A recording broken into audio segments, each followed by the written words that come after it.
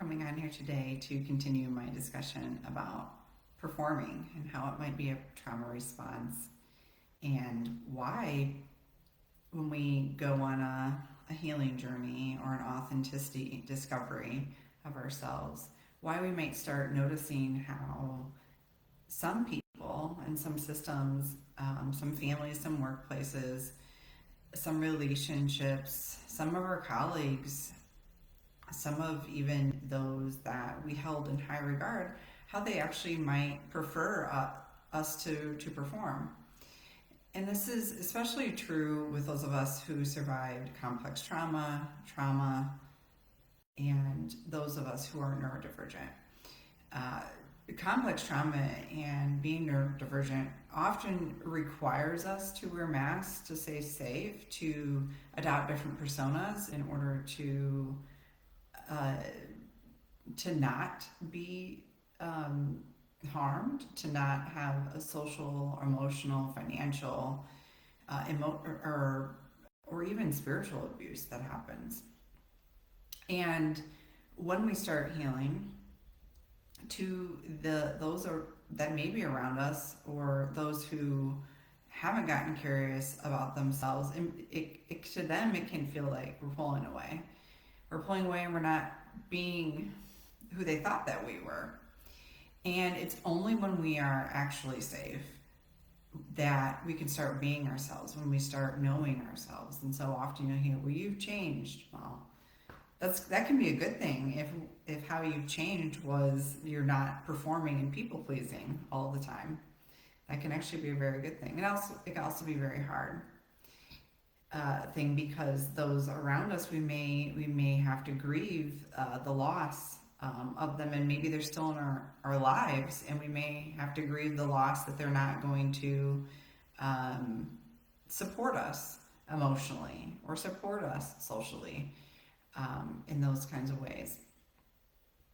And one of the painful parts of this all is we often, when we start healing and start becoming more and more authentic, it's often when we're in safety that we can take down the mask, that we can not perform this persona. And that period is very tender, because that can be through periods of burnout that we discover, that we're not who we're projecting out into the world so that we can stay safe. And burnout, it can be a sacred invitation into discovering, oh, we are performing. So that is one of my hot tips. Are you burnt out? And then working it back. Well, what led to that? What led to the burnout? Because burnout and feeling depleted and feeling resentful and feeling angry or feeling that we've lost ourselves in the roles, that often is the case for those of us with complex trauma and who are neurodivergent, because that's how we survived. A lot of individuals survive in a lot of different ways. Trauma is very complex in the ways that we survive, and I'm talking about one of the ways that we survive, which is performing. And that can be really, really hard, because for those that are neurodivergent and with complex trauma, often what is happening is there's these, in the nervous system, there's a lot of physiology that is there that overrides your entire nervous system. So it overrides your own internal needs and wants and what is going to maintain your health in order to appease the other. And so this is where I said earlier in the week that there's this expectation that we continue to dissociate, because when we appease and when we perform and when we fawn, this is happening unconsciously, but what's happening is there's a freeze inside, and we're disconnecting from our needs, dissociating from our needs to caretake another.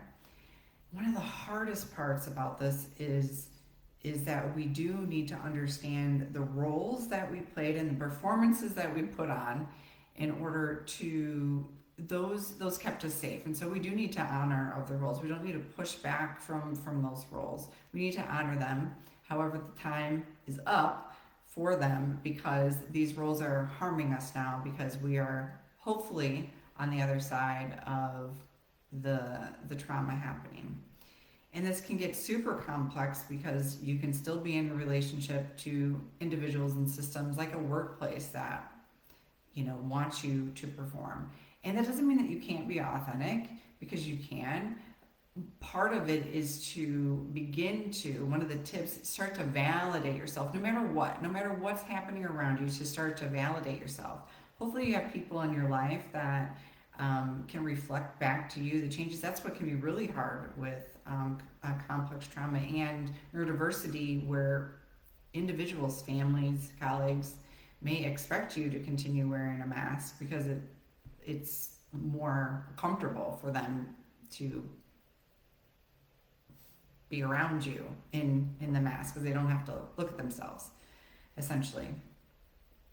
And that piece is one where we need to have people in our lives. We need to have people in our lives that gets, because it's not only internal validation. We also need to have good experiences with people that are understanding us, that get us, that we need to have repairing relationships with individuals, so that we can move forward and expand our capacity for being authentic, for taking down the mask. Another way that we can understand ourselves is to really get to know ourselves, getting to know what we're all about, getting to know, even within the personas, even within the mask, like doing an inventory of what stays, what goes, what to kind of update about oneself. I love doing this work somatically, because our bodies are going to tell us authentically what stays and what goes and what needs to be updated. And are there any gaps there? Sometimes there are things, especially with things like developmental trauma or getting late diagnosed in life, with autism, ADHD, or with trauma. There may be some gaps that need to be filled, because while a lot of individuals were having healthy childhoods and getting to know who they authentically are, we were getting to know how to shapeshift so that we could survive. And so we learn to survive within a functional freeze. We learn to survive with dissociation. Dissociation is wildly protective. We learn to survive fight or flight. Sometimes we build our businesses on these fight or flight energies, because we continue to perform. And a lot of individuals continue to perform by over helping individuals. And even then, if you're over helping, there's a way to come into authentic service in a way that isn't causing as much burnout.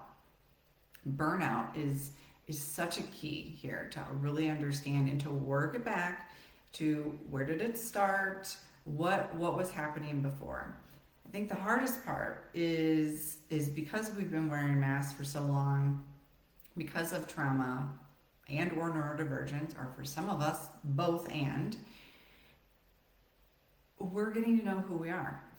We are authentically, we're getting to know who we are, because we didn't have that opportunity in childhood. It wasn't safe, or it wasn't safe in a relationship, or it wasn't safe in a workplace, or it wasn't safe in a system, or it wasn't safe in a culture, in a society, to get to know oneself. And that's a process.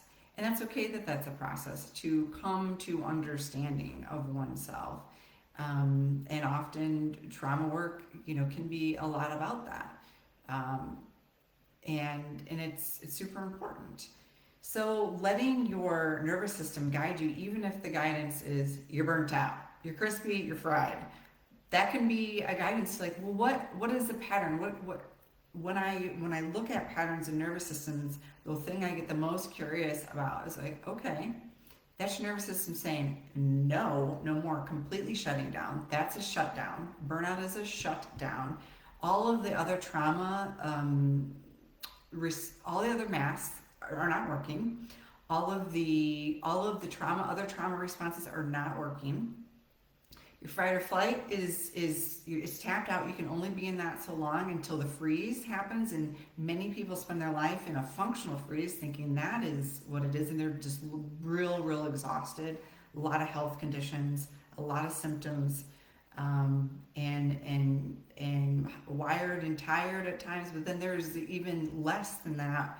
And there are nervous systems where the collapse is really quiet and they're pushing through every single day, because trauma survivors and neurodivergent people are experts at pushing through. They've had to survive. So that's not something to look at as a negative thing, because it is a survival strategy. And when the trauma is resolved and when there are accommodations and supports in the place, the wisdom when we work somatically can come through the body. And oftentimes, I'm not saying this is true for everyone, but oftentimes it's this window of capacity where there's fight or flight or collapse and freeze on this other end of the spectrum. And so there's all these different strategies that a nervous system that's gone through complex trauma deploys in order to preserve and to survive. And all those strategies, there's wisdom there. So yes, there's a lot of trauma physiology bound up with them, burdens and things bound up in that, but there's also a lot of wisdom within that. And it can be even more nuanced, because some of these override patterns were inherited because your ancestors intergenerationally had to have those patterns in order to survive. And some of these patterns are collective, such as women and mothers who maybe work and have children, and there's has to be these override patterns, especially in America, where there's just not any support for women. You're expected to do all of the things and have very little support. Or where are the villages? I'd like to see them. Where are they? I see the villages being creative, and I deeply applaud. I see so many systemic solutions are rising within that, but I am also wanting to admit that. Where are the villages, right? Why do we have to be in a list for childcare for several years? Like, who's planning that far ahead to get pregnant? And why is childcare costing, as much as college does? I ask questions. I've done a lot to help change the solutions on a systems level, and I'm here talking to you on the individual level to understand that these systems traumas, like we're a fish in the sea, right? These systems the sea, and we're a fish in the sea, and so some of this stuff really isn't your fault. And at the same time, what do we do about it? We start to listen, we start to get curious. The two of the greatest tools ever existed are curiosity and compassion for oneself in our situation. Even compassion for the burnout, because it's a nervous system that's working really, really hard. A traumatized nervous system is a nervous system that's working really, really hard. Neurodivergent people work really, really hard in order to be understood, to exist, and to get through the day. In fact, they're taking on more information, and in a world that's not made for them, in processes that they were not included in. Ask, why are there 75 steps for various different things, and you have to open up 13 tabs? Why?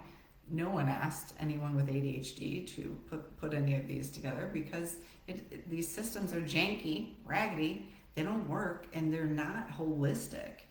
And when you are struggling with executive functioning in the first place because of trauma and or neurodivergence, that can make just paying bills super hard.